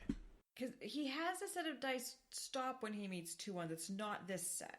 No, that's true. That's true. But there's a lot of steps that he takes where it's not a battle, it's not a fight, he's not going to get his head cracked, it's not gambling. He just, like, is taking sort of a significant... Like, when he moves into the palace... Like, you could say that's about meeting Thailand, but you could say that's another step on his path to 2 on. And Thailand isn't really that significant in his life. No. I mean, Setalle is really significant because she's involved with helping him get Jolene, and by extension Teslin, out of the palace. And they have huge influences on 2 on and how 2 on is then going to Absolutely. As Empress. But all roads lead to 2 on. She's basically Ta'Veren. Like, honestly, the way that she warps the pattern around her, she might as well. That's heresy, but go on. Nobody said Ta'Veren is only bestowed on people that I think are morally approvable. No, clearly a female cannot be Ta'Veren. Oh, right. So... I forgot the uterus really just sheds the Ta'Veren particles. That's how that works. The next thing I have is Matt deflecting the criticism about seeing men, about the example of seeing men in drink for Oliver, and he immediately pins it on a different member of the band. But Elayne is talking about him because Oliver is looking at him. Right. This is the first of many examples where Matt sets a terrible example for Oliver. Someone criticizes him for it, and he deflects the blame onto the band. Yeah, specifically in this case, Mendiar. Mendiar, we know it's not your fault. It's Matt's fault. Justice for Mendiar. You're just standing nearby. We get it, man. We get it. Yeah. Because Oliver is looking at all these men looking at Matt, and Matt is just, leaning against the building and squinting. Like, he's hung over as fuck. Yeah. He went on a bender. I mean, and okay, reasonable. He doesn't drink a lot, and he lost one of his illusions of safety. Reasonable time to get a little wasted. Plus, it's pretty safe right now. It honestly, I think he's slightly drunk or slightly more hungover than I was for my college graduation. Like, this scene, it reminds me of how incredibly miserable I was that day. Mm-hmm. I mean, if you weren't hungover for your college graduation, then what were you doing for 4 years? I mean, I skipped a lot of normal college rituals, but not that one. Nope, there is a rhododendron bush on that campus that was fueled by my vomit. I will go to that campus forever and be like, hello, Bush. Yes, you and I are buds. Because that happened. We had that experience. My DNA is inside you. Okay, but to be fair, most college students are not healthy, unless they're in college for a sport or something. Isn't youth wonderful? Yeah. The lack of sleep, the fuel, living off of nothing but alcohol. I'm enjoying the fact that has not stopped being true for me yet. It's about to hit me. The calendar says that it shouldn't be lasting much longer yet, but I'm enjoying it while it lasts. It must be nice. I stopped not having hangovers when I was 23. No, I mean, I've crossed into excellent hangover territory, getting top-notch hangover very early on. I just continue to subsist alcohol and cheese, and that's really more of a life choice than a biological problem. No, but it's definitely empowered by the college student thing is fading into the rearview, and I'm like, mostly happy about it. Yeah, so Matt walks into the inn, and we get our panning shot across everyone who is in the inn, and it's awesome, and it smells good, and there's music, and there's pretty people. You missed him. You missed the most important part of him picking the inn. It's random. He picks it randomly. This one will do. Choosing at random, he pointed to a wide building across the square. A sign he could not make out swung over the arched doorway. And this is the Wandering Woman, Matt's home away from home, the home of Setalle Anan, the woman who is no longer, probably one of the most important locations, other than, like, the Heart of the Stone and Ruidian. Yeah. In my opinion. Yeah, the Wandering Woman and Setalle Anan, because that's definitely her name. What did I call it? Setalle Anan? Yeah, Setalle Anan. It sounded like you said Seattle on. Setalle Anan. Setalle Anan. That's a lot of syllables. Setalle Anan is better. I really like Setalle Anan. Setalle Anan. Setalle Anan. Setalle Anan. I say it how Michael and Kate say it, Setalle and nobody Anan. can take that from me. I say it the way my brain tells me to say it. Michael and Kate are God. Not disagreeing with you there. But Setalle Anan is really hilarious. Yeah, no, Setalle Anan is definitely, I think of her, that's how I think of her, as like Sleepless in Seattle, Anne. But yeah, she comes waltzing up. It's just a very cinematic introduction, right? Panning shot across the thing, and then this woman comes up in her earrings and her knife and her everything, and Matt's like, I feel like I've come home, and she's like, well, I'm a buxom innkeeper, so that checks out. And so you're checked in. Never trust a skinny innkeeper. Oh my god, right? But she has to be pretty, even if she's big, because... And we know that Setalle Anan is a former Aes Sedai. Yes. Born in 902. That would make her 98 years old. Oh. Her original name was Martine Jatana. She was of Aradia Wat Aja. Oh, Brown? Brown. Because she was researching Terangrial. She was researching Terangrial. Not necessarily the dream Terangrial. The dream Terangrial, like Corian and Nadil. But she was researching Terangrial. And she was burnt out in an accident when studying Terangrial. That's an instance of a warder dying of shock from the bond being severed. Absolutely. He just keeled over. Like the companion confirms that Nynaeve could not heal her because of the way she was burnt out, which caused too much destruction. She survives the last battle and decides to go on and continue to be an innkeeper. She probably goes back to her family, back to Jasper, and absolutely goes back to her family in Jasper. So, she is the one who is no longer, according to the prophecy of the Aiel that we heard from Egwene, and she is the key to finding the Bowl of the Winds, which is what they have arrived in Ebudar to do. Matt points to her at random in the first moment they have arrived, and if the girls were paying the fuck attention, they would follow that point to the Bowl of the Winds within 24 hours, and we can all go the fuck home. Oh my god. But it wasn't Aiel prophecy, that's a Min prophecy. There's an Aiel vision. No, there's both. Oh no, it's a dream, you're right. It's not a prophecy, it's a dream, but it's from the wise ones, not from men. Right. Sorry, a prophetic dream. The prophecies versus the dreams, like they're Min tells Rand about it. And either way, yeah, it's not the Ruidian prophecies, but it is from the Aiel prophetic powers, not from Min or an Aes Sedai. The one who is no longer. Yeah, she's kind of like Luca. She ties together so many different plots while not actually realizing she's part of such a huge thing. I mean, she kind of does in the end, more Luca ever does, but... So Avienda passes this on to Rand. All three Dreamwalkers had this dream, which makes it especially significant. Rain coming from a bowl. There are snares and pitfalls around the bowl. If the right hands pick it up, they will find a treasure perhaps as great as... In the wrong hands, the key to finding the bowl is to find the one who is no longer. Okay, Bear. Ave gives that. So that's Avienda from Bear. Okay. Thank you for straightening that out. I should have known. And yeah, Setalle Anan's got boobies. That's also very important to note, because it's Matt. Boobs. Like I said, POV, he's trying to differentiate, like, the male gaze. He is saying this is someone who has the male gaze. This is the male gaze. Boobs. Mm-hmm. He's making his point. Whether or not you agree with that point needing to be made, that's what he's doing.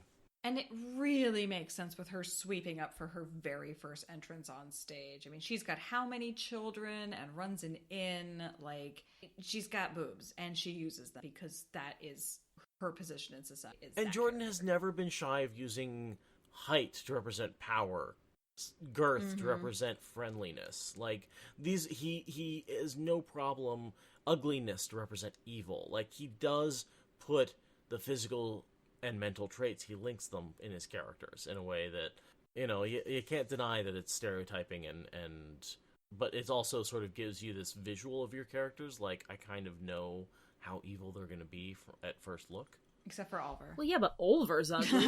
Jinx. But he's cute ugly. He's not ugly. Nah, he ugly. We also get the first hint that Setalle Anan is not from around here. She has hazel eyes that had never been born in Ebu Dar.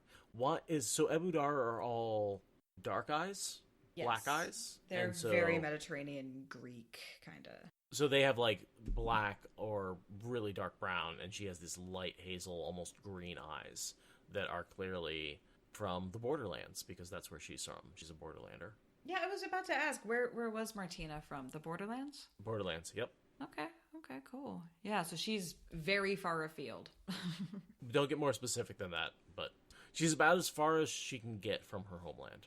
Yeah, she is. Oh, I really like her. She's such a useful, grounding, older but not arrogant, eyes to die but not eyes to die character to just center. She centers so many of the young people, from Matt to Tuon, I think Elayne even. Oh, the whole, nice. like, dragging them across the square and calling them all fucking whores.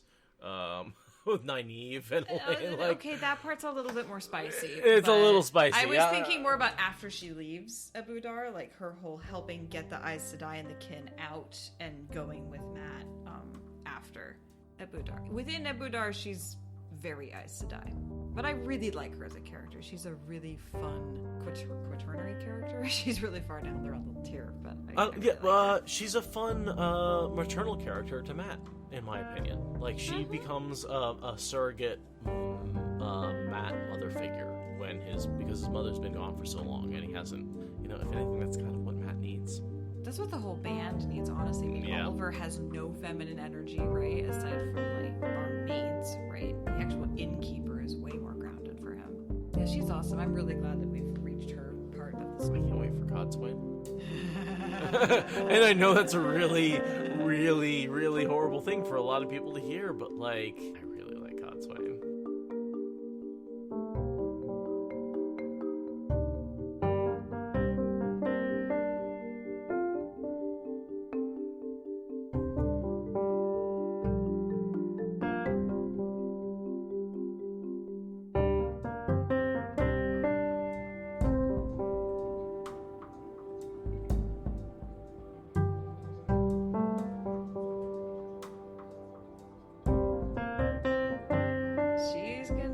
Long episodes, that's for damn sure.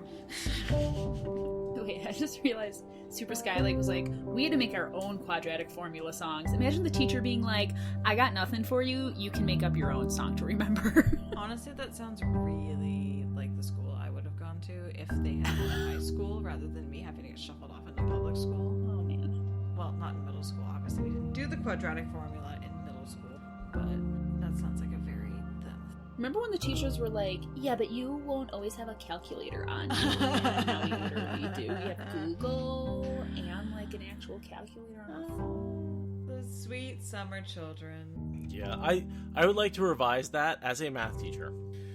What they shouldn't have been saying is you won't always have a calculator in your pocket.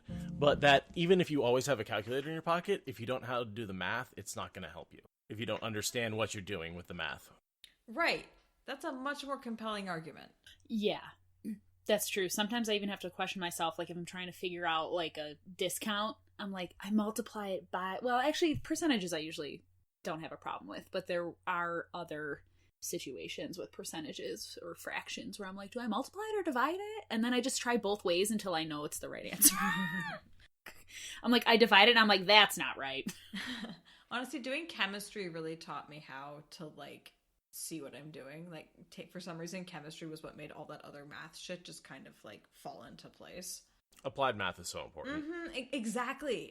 Actually applying it to something other than itself just, like, made a world of difference.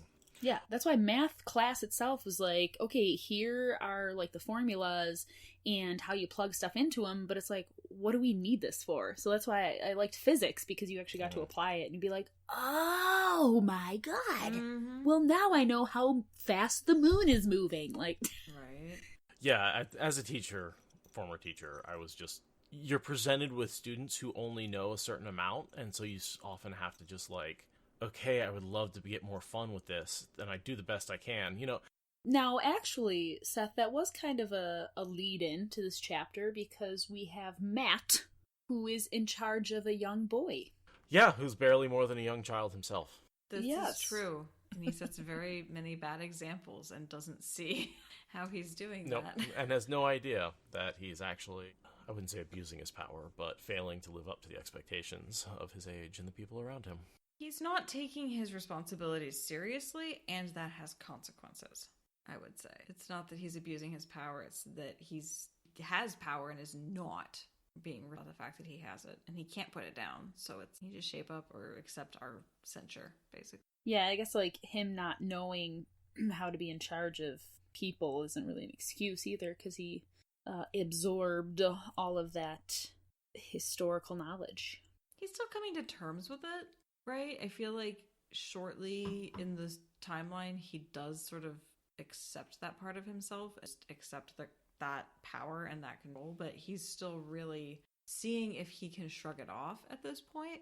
And by the time he leaves Abu Dar, he's not trying to do that anymore. He's probably still, like, in the denial phase where he's like, I don't know what all this knowledge in my head is. Like, that's not a thing, right? Right, yeah, he still hasn't connected with Brigitta. I think connecting with her really helps him come to terms with his unique position in the scheme of things. And that connection is, like, a week or 3 farther ahead in the timeline. Mm. Let me who steals me think not of glory, but only of Tabak. Hey, man, that was salvation to some people. I mean, it's the end of the world. If you got him, smoke him. Oh, man, it must be so nice to, like, have some legal, recreational things to do there. It's a delight. It is wonderful. I live in the Emerald City of Wonderland. I mean, I guess New York is on its way. Like, Cuomo keeps talking about, like, he's putting it up for, talk to is pass cheap. Legislation again. We'll see. Dude, I mean, it's been the nicest thing in the world for Oregon. Nobody is upset about it. We blew the expected amount of money raised out of the water. Like, everybody's counting their dollar bills here. The business owners, the employees, the government, the people who are buying weed are spending less. There's a lot of disproportionate benefit going to rich young white guys rather than to restitution money off of the black market. Like, big weed is definitely a factor. Big weed is white and racist, by the way, just in case you didn't know. I mean, it's Oregon, so it's white and racist. Yeah, that is a problem. But that is Oregon. The other issue is nationwide, if you're black, you're much more likely to have a felony because of all sorts of reasons and felonies. Yeah, like not expunging records for nonviolent drug offenses. And so, and people, black and white people use weed in the same amount, but if you're black, you're much more likely to have a felony on your record because of it. And therefore, you can't own a business because you have a felony on your record, therefore you can't get in the weed business. So, the people who would most likely benefit from this, which are underprivileged minorities who are knowledgeable about weed, can't own businesses in the industry. And all that money gets funneled to white, middle-class, rich people. And it's just institutional racism in a brand new industry that popped up 5 years ago. Anyway, soapbox. Yeah. And in a extra twist, they can't vote on people who would change those policies because they're felons. Yeah, taking the vote away from felons is just another step on the slope. Voter suppression. Jim Crow, the new Jim Crow, all that kind of stuff. Oh, God. Everyone should read the new Jim Crow. Yeah, everybody honestly, should. And watch 13th, because it's basically the book in Netflix form, honestly. Travis came in and he said, institutional racism, now marijuana flavored. Yeah, pretty much. Sounds like a vape flavor. Would you like lemon muffin or institutional racism? I'm just surprised that New York hasn't already legalized marijuana recreationally because we're obsessed with money. And, like, Right. all I know is that Cuomo has been saying this whole time, like, money, money, money, money, money. That's what I don't get. Who's opposing bad. this anymore? I know, especially in New York. It's all like the, like, so people that I guess aren't from or like familiar with New York, like, yeah, there's New York City and Long Island and downstate New York, but then there's a lot of rural areas in New York, and to overgeneralize, you know, the rural areas tend to be more conservative. Really? I'm shocked. Yeah, Shocked, I so tell like you. people don't realize like how Oregon's much of not New like York that. is actually like rural, smaller towns. Right, it's not just the city. Yeah, it's like the Don't just city have that and then problem. like Buffalo. Go Bills. So, that was a Right, sports back- thing, guys. Sports ball. Sports ball! Yeah, sports Yay! No, I'm not a big sports person, but I'm just gonna throw this out there. The Buffalo Bills are doing great, and they are in the playoffs, and if they win the game this Sunday, then they're going to the Super Bowl? See, I don't even know. Yeah, they're going to the Super Bowl? I'm just excited, because, like, the Buffalo Bills suck, but they're doing so well this year. Don't punch uterus is what? Don't Time go to punching uterus. Uterus. Uterus is what I'd like to do to my uterus every Oh month. my Uterus. God, right? I'd like to uterus my uterus So freaking lootly. once a month, every month. Yeah. I mean, imagine one of your internal organs decides to revolt and stage a jailbreak at the same time. That's basically what happens. Somewhat recent, like a couple months ago, I saw this video someone had posted of, I don't know if they like manipulated it so that it did it, or if it, because it, I mean, it wasn't a working organ, it was from like a cadaver, but this doctor showed what a uterus does during menstruation. I have not And- seen this. Like all of the contracting of the muscles, it was crazy. Wow. And like we already know, but I feel like it was a very good visual aid for people who don't Have a uterus? understand. Yeah. It's a whole suite of hardware that half the population just does not have. So it's really hard to explain the sensation because it's like, well, you know that thing? No, that thing. You don't have it. The funniest part, honestly, about having a gay roommate is trying to talk to him about a vagina and a uterus, because I have some experience with it, and he's just like, for Travis, the uterus and vagina are like a theoretical thing Mm-hmm. in a way that they're Uh-huh. not to anyone who's ever had one or had sex with one. Yeah, I was in a conversation with a gay dude and we were talking about, I forget what, but it was like, I just Googled the anatomy that you're talking about and I'm so sorry. Yeah, right? there's a certain culture among gay dudes who are just like, "Ooh, vaginas go over their heads," which, I mean, don't get me wrong, that is fine. Like, they have no interaction with them whatsoever. They don't need to know about them. Straight dudes, if you're having the same problem, we need. Yeah, Google is your friend. Now, Right. I have a question. I have an because answer. okay. It's not a good answer, but I have one. So, like, you know, you say that, like, you know, generally you're talking about Travis, like, doesn't really give it the whole vagina and uterus thing because he's gay and, like, doesn't have experience. And you being a straight male, like, you have had experience with vaginas and, you know. I feel like you still don't know shit. Oh, At no, least absolutely. The straight guys that I know, they're like, oh, well, I've had experience with a vagina and a uterus, but, like, I know what you're saying, and I'm not trying to, like, discount what you said. But when Bringing you the say math you, in. like, when you say, like, you... I've put a lot of work into it. You have to understand, like, research is important to me. Mm-hmm. Mm-hmm. Research is Okay, possible. so this is why I trust a female gynecologist more than a male gynecologist, because I mean, in most cases, I'm sure there are some cases where it's not like this.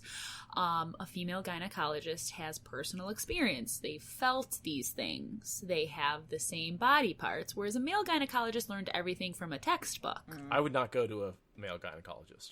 My mom is like, oh, I don't want a woman down there. I'm like, what? Right? Like, she knows a vagina better than a guy does. Right. Oh my god, yeah. Sorry? Seriously. Sorry. Oh my god, Matt, if you're still listening to this podcast, like, please. I'm learning a foreign language, right? I get that. I've made effort. I'm not a native speaker.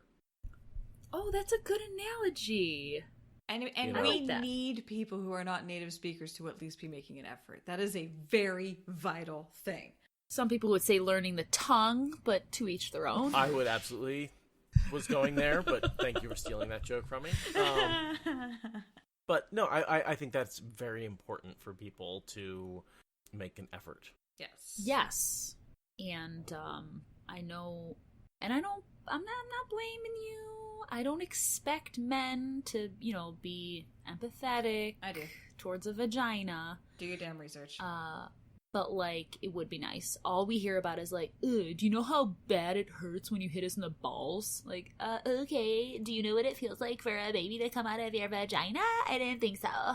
I digress. So Matt is walking through some mud right now, and... John, I'm so sorry. I know, poor John. He's sitting at work like, okay, that's happening. So sorry. Can't wait for, like, my HR lady to be like, oh, are you tired today? And I'm gonna be like, yeah, I was up late drinking whiskey and talking about men not feeling nice about vaginas. Also, John, apparently chat loves you too. I want to pass that along.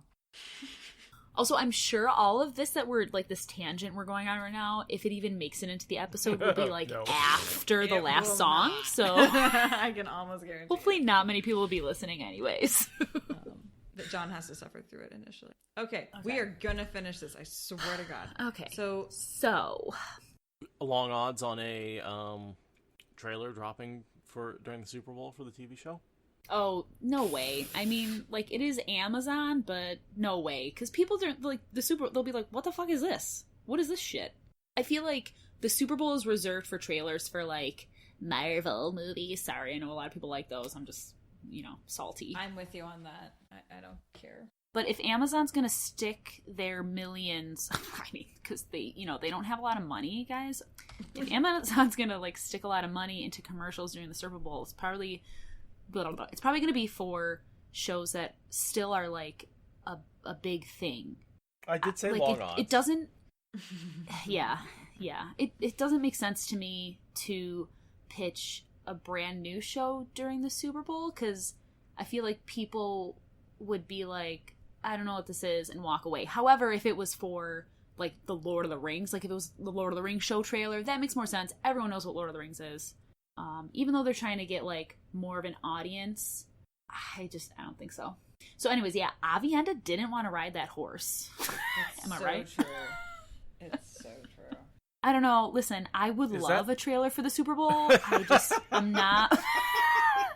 I'm not getting my hopes up, okay? I don't know. Oh, God, we're never getting to this chapter tonight. Between my know. stories and Super Bowl Fucking diversions. All right. Okay, so Avienda didn't want to ride that horse.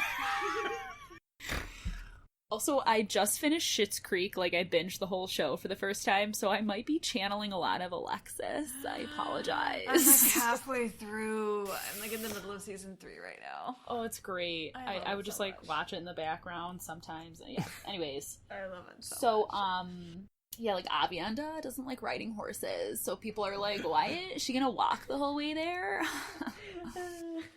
Yeah, it's hilarious. Oh, God, we have such a stream. I'm also a couple shots into a glass of whiskey, so... Sorry, I'm a couple of glasses into a box of wine. I'm on my 3rd beer. So, are we getting to page 2, or...? Glass is empty now. No. Thank you for listening to the Wheel of Time Spoilers podcast. Rate us in the Apple Podcast app or support us on Patreon. Is that good enough?